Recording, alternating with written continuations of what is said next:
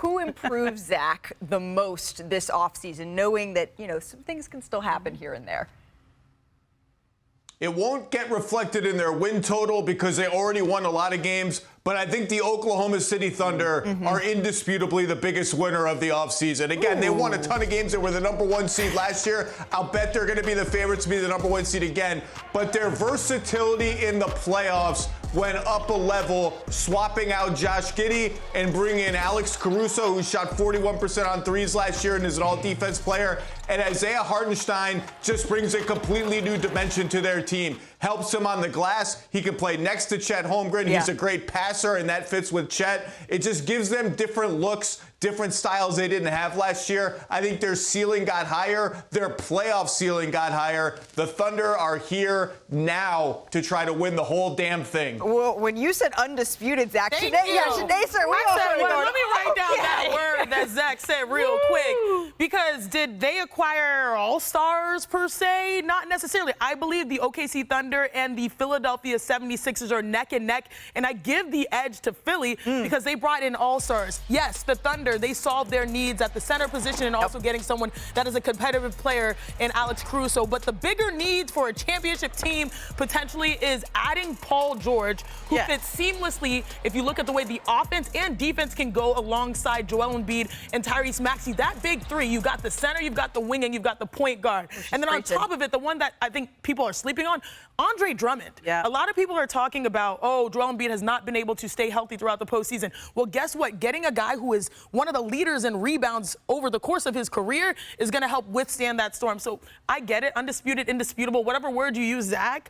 I feel like Shanae's got a dispute. Philly has the same needs, but they added all-stars, and they are really going all in to win just as well. Ramona, tiebreaker. Tiebreak. Let's go, No, it's Momo. the Sixers. What are we talking about? They added the biggest star out there. And how many times have we heard, we got all this cap space, and nobody does anything with it?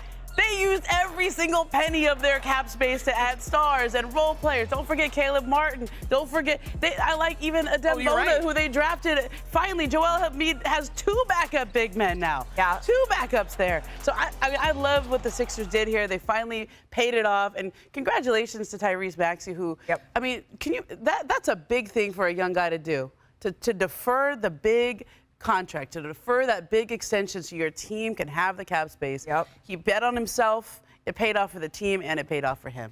To Zach's point, though. To Zach's point, the one reason, Zach, that I might be scooting a little bit towards you all the way over on come on over here, girl. Is that when I look at what the Oklahoma City Thunder did, already the #1 seed in the Western Conference, I believe they can, and there's a good chance they will be back there. I don't know that the acquisition of Paul George, Zach, makes me feel that all of a sudden Philadelphia leapfrogged the Celtics, certainly, or even some of those other teams at the top of the Eastern Conference. Can we just hold up for 1 second on the Philly thing? Ramona and Shanae, you're right. Philly was a huge winner in the offseason. Wait, just disputing that.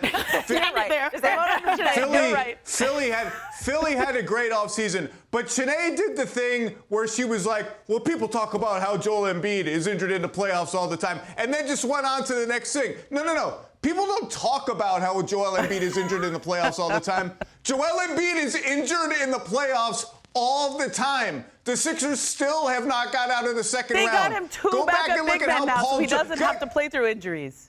Fantastic. They have Andre Drummond. If Joel Embiid's hurt in the playoffs, they're completely fine. Come on. Number 2, look at Paul George's playoff numbers from 2 of his 3 seasons with the Clippers. Like, I'm just saying, I love the Sixers. They still have to fill out the last third of their team. I think they're neck and neck with the Knicks behind the Celtics, but it is absolutely time to do 2 things. Number 1, the one and only priority for their regular season should be making sure Joel Embiid is healthy in the playoffs. If that means no 65 games, no MVP, fine, whatever. That stuff is over. Number 2, if you get to the playoffs and you're healthy, it's put up or shut up time for this core right now. This is the best chance Embiid has had, and I feel like we've said that about 3 or 4 different Philly teams to get out of the second round. So if we're going to crown this a success, we got to at least acknowledge, it's time to actually take the step that we've been waiting for both Paul George and Embiid to take for quite a while now. I just love when Zach brings the Friday. We'll bring this back at another point. It's okay, Zach. We're going to come back to this. I'm